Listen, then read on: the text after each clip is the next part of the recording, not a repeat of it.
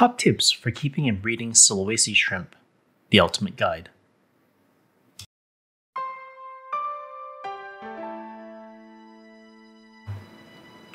Sulawesi shrimp are on every freshwater shrimp keeper's mind.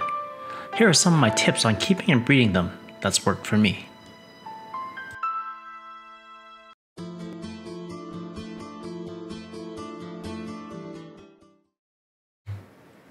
Welcome everyone, it's Ray from RW Aquarium Pages, capturing my journey in planted aquariums, shrimp tanks, and everything in between. I've been keeping and breeding Sulawesi shrimp since 2005. On and off between then and now, for the past 5 years, I've dedicated many aquariums for different types of Sulawesi shrimp. They are caridina species with marine-like colors. They come from the Sulawesi region of Indonesia. We'll talk about their water parameters shortly. Here are my top tips, and we'll start off with the correct aquarium setup. The aquarium is where they live and thrive in. It has to be set up properly with specific conditions in mind. Aquarium size. I've kept and bred them in 3-gallon aquariums before, but I'd recommend a 10 or 20 gallon, so 40 to 80 liters, for more stability, and it allows the quality to grow to a larger size. Larger water volume ensures that the water is stable. Did you know that when a colony of shrimp grows to its maximum size, it starts to die off? When they die off, the dead bodies can follow the water. It's a ripple effect, and not a good one.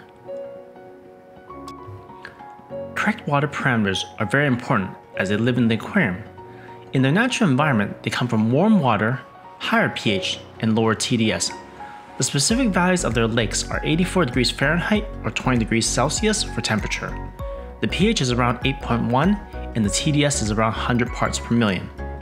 There are a few types that are more adaptable to wider water ranges that I'll mention shortly.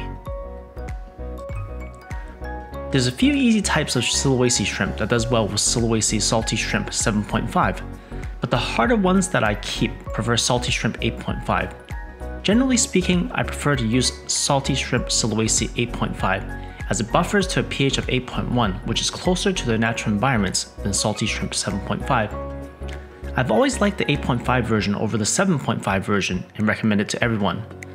But if you're keeping easy ones like blue-legged poso, white gloves, white orchids, they'll do well in Sulawesi salty shrimp 7.5. Heaters are necessary to regulate and keep the water temperature to around 84 degrees Fahrenheit or 28 degrees Celsius. Use a good heater with a heater controller as a fail-safe to keep the temperature within range, and the temperature controller will notify or alert you if the temperature falls out of range. I have an excellent video on why heater controllers are a worthwhile investment. I personally prefer to use inert substrate versus crushed coral. The substrate I like to use is crushed black lava rock, or Equal Complete. Crushed coral does indeed raise the pH, but it also raises the GH and the KH indefinitely, so you'll need to do many water changes to keep the TDS low, which with many water changes is the opposite of a stable water parameters.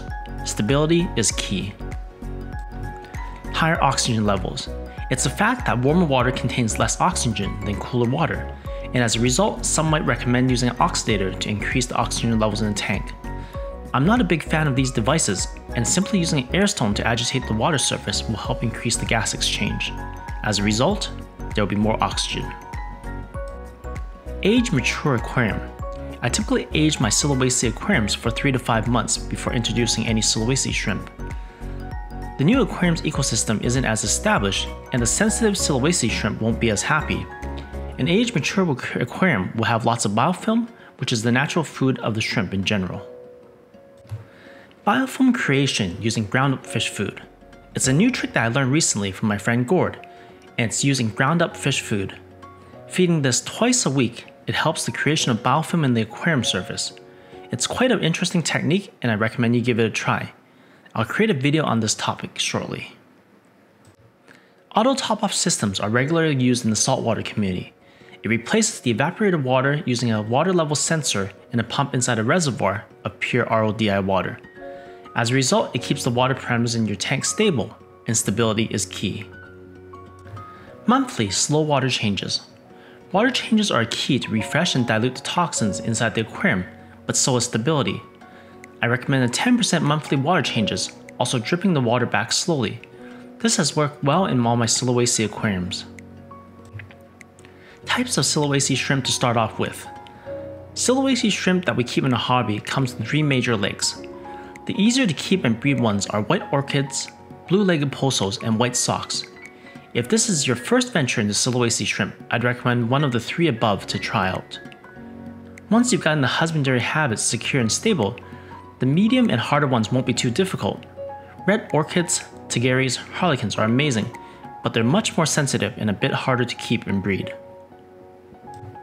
The amount of Sulawesi shrimp to start off with is very important, as shrimp like their friends. Sulawesi shrimp can be shy and do much better in larger numbers. I would start off with a group of 25 instead of 5 or 10 of these shrimp in your aquarium. Rabbit snails are very important. Some of the pros mention the symbiotic relationship between the rabbit snails and Sulawesi shrimp. Also, the rabbit snail poop contains bacteria and other goodies that the shrimp nibble on. I found in my Sulawesi shrimp tanks with rabbit snails do better.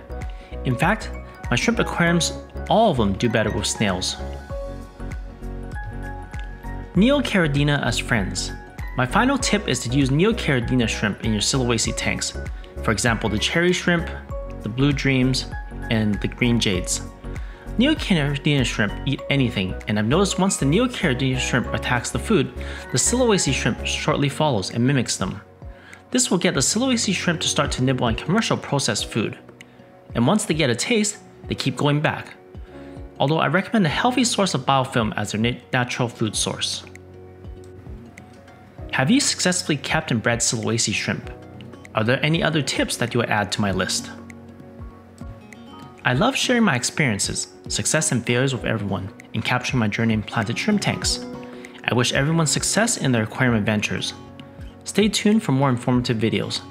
Thanks for watching and listening to my rambles. Have an awesome day. Thanks for watching.